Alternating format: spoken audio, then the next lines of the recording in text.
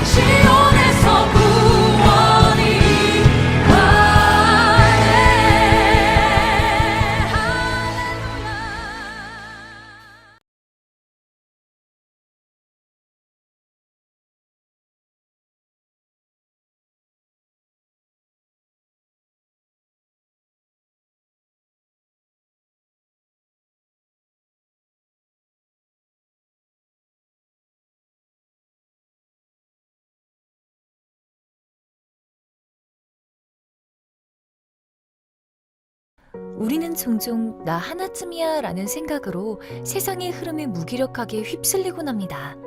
부정이 당연하게 여겨지는 상황에서 침묵하거나 비도덕적인 언행을 무비판적으로 따라하며 그저 평범하게 묻혀 살아가려 했습니다. 하지만 모든 음식이 상해 가는 상황에서 부패를 막는 한 줌의 소금이 있다면, 칠흑 같은 어둠 속에서 길을 비추는 작은 촛불 하나가 있다면 세상은 분명 달라질 것입니다. 하나님은 우리를 이 땅의 단순한 관찰자가 아니라 세상을 새롭게 변화시킬 주인공으로 부르셨습니다. 그렇다면 하나님 나라 백성은 이 어두운 세상 속에서 구체적으로 어떤 역할을 하며 살아가야 할까요? 마태복음 5장에서는 우리를 세상의 소금과 빛이라고 말합니다. 소금은 녹아짐으로써 부패를 방지하고 맛을 내는 역할을 합니다. 또 빛은 어두움을 몰아내고 모든 것을 밝히 드러냅니다. 하나님 나라 백성은 세상의 악한 가치에 휘둘리지 않고 오히려 빛으로 세상이 우리의 행실을 보며 하나님 아버지께 영광을 돌릴 수 있도록 안내해야 합니다. 그렇게 하기 위해서 우리는 세상의 문화를 단순히 비판하는 데 머물지 않고 하나님의 진리와 선하심을 드러내는 문화 변혁자로 살아가야 합니다. 학교에서 친구들이 사용하는 거친 언어나 비속어를 거부하고 존중과 공감의 언어를 먼저 사용하는 것, 소외된 친구에게 먼저 다가가 따뜻한 관심을 보이는 것이 바로 부패를 막는 소금의 역할이자 어둠을 밝히는 빛의 실천입니다.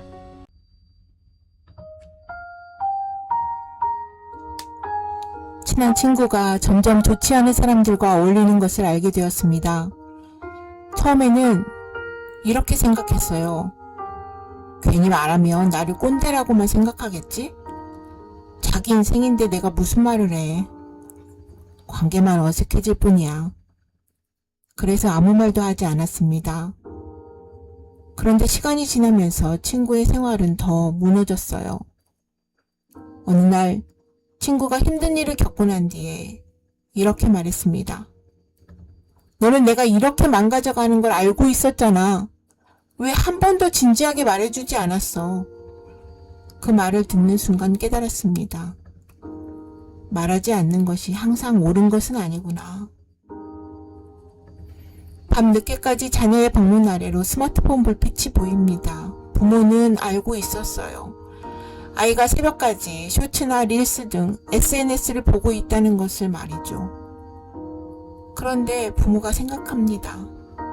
말하면 또 싸울 텐데. 요즘 아이들은 다 그렇다는데 그냥 둡시다. 부모는 입을 닫습니다. 갈등은 없었어요. 집은 조용했습니다. 하지만 조용하다고 반드시 평안한 것은 아닙니다. 우리가 사는 시대에는 수많은 목소리가 들려옵니다. 내가 말하는 것이 진리다. 남에게 피해만 주지 않으면 괜찮다. 불편한 말은 듣지 않아도 된다. 성공하면 과정은 중요하지 않다. 그러나 그리스도인은 시대의 목소리를 그대로 따라가는 사람이 아니라 하나님의 말씀으로 시대를 분별하는 사람입니다. 세상이 모두 한 방향으로 달려간다고 해서 그 길이 반드시 옳은 것은 아닙니다. 그래서 하나님은 시대마다, 영역마다 파수꾼을 세워서 경고하십니다. 에스겔도 하나님의 파수꾼으로 세워진 자이죠. 수백 년이 지나서 에스겔의 모습과 놀랍도록 닮은 한 사람, 그가 바로 바울입니다. 바울 역시도 파수꾼으로 세워진 자입니다. 그런데 에스겔과 바울 모두 파수꾼이 지켜야 할 공통적인 원칙을 말해주고 있는데, 그것은 바로 다른 사람에게 성경대로 살아라 라고 말하기 이전에 먼저 나는 지금 하나님의 말씀 앞에 똑바로 서 있는가를 물어야 한다는 것입니다. 파수꾼은 세상을 감시하는 사람이기 전에 자신의 영혼을 말씀 앞에서 살펴야 하기 때문이지요. 그리고 또 하나 중요한 것은 주저하지 말고 가감없이 전해야 한다는 겁니다. 만약 내가 사랑하는 사람이 절벽을 향하여서 걸어가고 있다면 어떻게 하시겠습니까? 괜히 관여했다가 원망을 들을까봐, 아니면 나까지 위험해질까봐 모른 채 하시겠습니까? 그럴 수는 없지요. 친구가 잘못된 길로 가고 있는데 관계가 불편해진다고 침묵할 수는 없습니다. 그래서 성경은 우리가 거룩한 개입을 해야 된다고 말합니다. 오늘날 많은 사람들이 다른 사람의 삶에 관여하는 것을 배려라고 생각하지만 친구에게 진심으로 잘못이라고, 잘못된 길을 가고 있다고 말해야 하지 않을까요? 에스겔은 하나님께로부터 경고하라는 말씀을 받았습니다. 그리고 바울은 깨어 있으라고 말합니다. 하나님께서는 화려한 사람보다 깨어있는 한 사람을 찾으십니다. 시대가 잠들어갈 때 기도하는 사람, 사람들이 듣기 좋은 말만 찾을 때 말씀을 붙들고 잘못된 길을 가는 사람을 눈물로 권면하며 무엇보다도 자기의 영혼이 하나님께서 멀어가지 않도록 자신을 살피는 사람, 그 사람이 파수꾼입니다. 물론 사람은 쉽게 변하지 않을 수 있어요. 친구에게 진심으로 권면했는데 받아들이지 않을 수 있습니다. 하지만 하나님께서 맡기신 것은 순종이지 결과의 통제가 아닙니다. 말씀을 전하지만 마음을 변화시키시는 분은 하나님이십니다. 우리를 변화시키시는 그 하나님. 씨를 뿌리는 것은 우리의 몫이지만 그 하나님이 자라게 하십니다. 그러니 파수꾼이 되어서 친구들 위에 그리고 자신의 영혼 위에 깨어 서십시오. 에스겔은 말씀을 들은 파수꾼이었고 바울은 눈물을 흘린 파수꾼이었습니다. 깨어있는 하나님 나라의 파수꾼이 됩시다.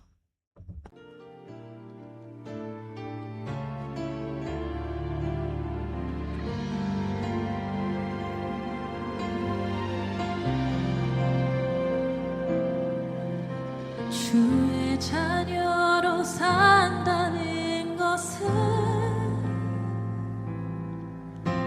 불 가운데로 걸어가는 것, 그 속에서 신실하게 날 지키시는 그 손길을 경험하는 것, 주의 자녀로 산다는 것은 바다 위로 걸어가는 것, 내 온몸을 덮쳐오는 폭풍 속에서 잠잠히 주 바라보는 것, 때론 불 가운데 휩싸일 때도 폭풍 가운데 무너질 때도 주님 내 곁에 함께 하시네. 가장 가까이에 함께 하시네. 주의 자녀로 산다는 것은 주의 자녀로 산다는 것은 나도 그들을 용납하는 것,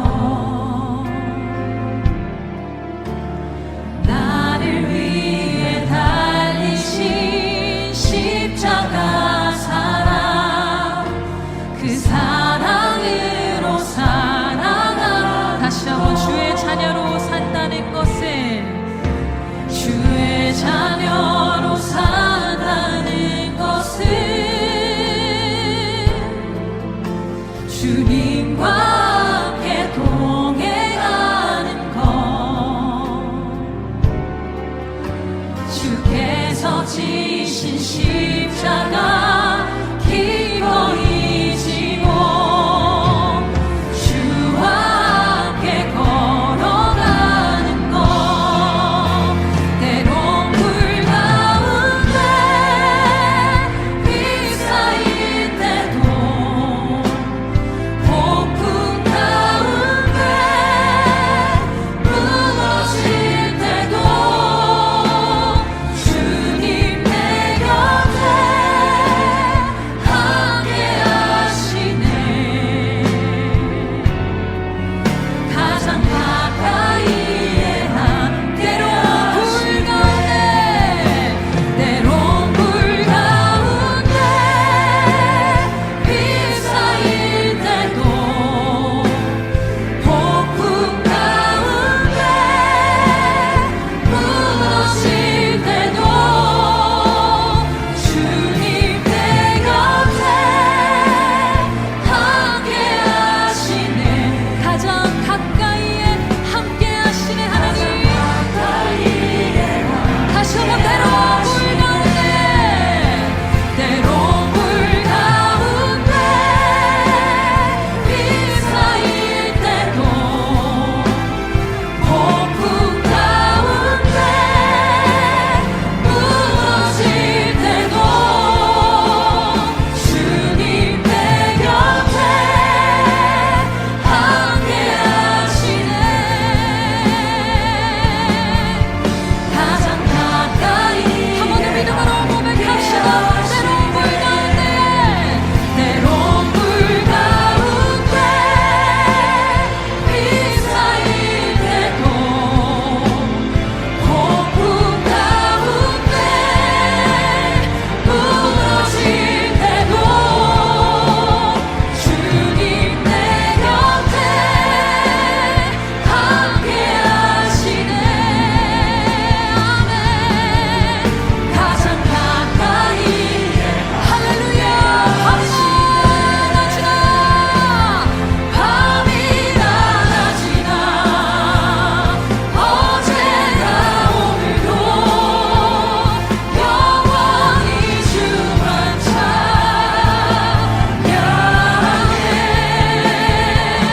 괴롭고 슬플 때 낙망하여 넘어져도 언제나 주만 찬양하. 밤이나 낮이나 밤이나 낮이나 어제나 오늘도 영원히 주만 찬양해.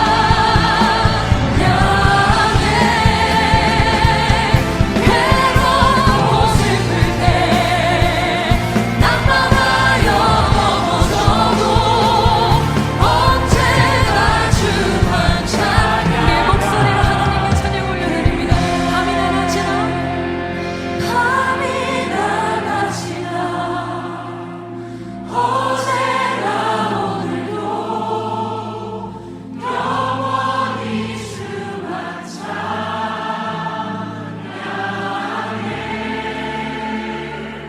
괴롭고 슬플 때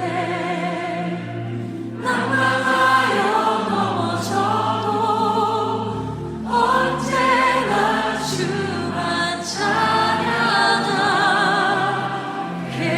할렐루야. 찬양 받으시기에 합당하신 우리 주님께 감사와 영광의 박수 올려드립니다. 아멘. 하늘에 계신 우리 아버지여, 이름이 거룩히 여김을 받으시오며 나라의 임하옵시며 뜻이 하늘에서 이룬 것 같이 땅에서도 이루어지이다. 오늘날 우리에게 일용할 양식을 주옵시고 우리가 우리에게 죄 지은 자를 사하여 준 것 같이 우리 죄를 사하여 주옵시고 우리를 시험에 들게 하지 마옵시고 다만 악에서 구하옵소서. 나라와 권세와 영광이 아버지께 영원히 있사옵나이다. 아멘.